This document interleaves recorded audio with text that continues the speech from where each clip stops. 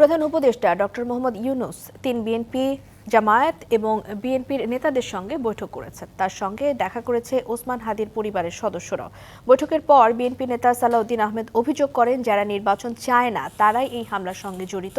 আর এনসিপির আহ্বায়ক নাহিদ ইসলাম মন্তব্য করেছেন, ভারতের প্রত্যক্ষ এবং পরোক্ষ মদতেই আওয়ামী লীগ দেশকে অস্থিতিশীল করতে চায়। শুক্রবার বিজয়নগরে ইনকিলাব মঞ্চের আহ্বায়ক ওসমান হাদিকে গুলি করে দুষ্কৃতিকারীদের পালিয়ে যাওয়ার ঘটনা দেশজুড়ে আলোড়ন সৃষ্টি করেছে। বিরাজ করছে নানা শঙ্কা। পরিস্থিতি বিবেচনায় বিএনপি, জামায়াত ও এনসিপির নেতাদের সঙ্গে বৈঠক করেছেন প্রধান উপদেষ্টা ডক্টর মোহাম্মদ ইউনূস। রাষ্ট্রীয় অতিথি ভবন যমুনায় এই বৈঠকে দলগুলোর শীর্ষ কয়েকজন নেতা অংশ নেন। পরে সালাউদ্দিন আহমেদ জানান, গুপ্ত হত্যা করে নির্বাচনকে বানচাল করা যাবে না। প্রকৃতপক্ষে গণতন্ত্রের বিরুদ্ধে শক্তি তাদেরই এই কাজ। তারা বাংলাদেশেও আছে এবং বাংলাদেশের বাইরেও আছে।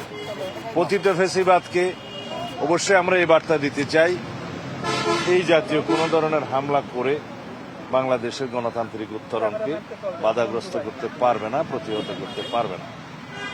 আমরা সকল গণতান্ত্রিক রাজনৈতিক দল আমরা ফ্যাসিবাদ বিরোধী জাতীয় ঐক্যে অটুট থাকব।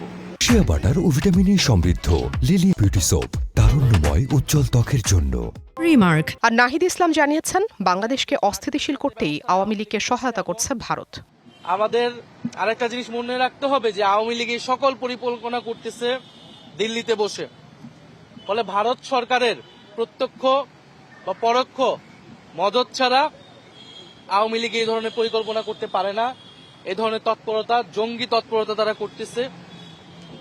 ফলে অবশ্যই ভারত সরকারকে, আমাদের এখানে যারা ভারতীয় দূতাবাস আছে তাদেরকে অ্যাকাউন্টেবল করতে হবে। প্রধান উপদেষ্টা সব দলকে একজোট হয়ে দেশের পরিস্থিতি স্বাভাবিক রাখতে সহায়তার আহ্বান জানান। বলেন, এমন হামলা দেশের অস্তিত্বের ওপর আঘাত। পরে প্রধান উপদেষ্টার সঙ্গে দেখা করেন হাদির পরিবারের সদস্যরা।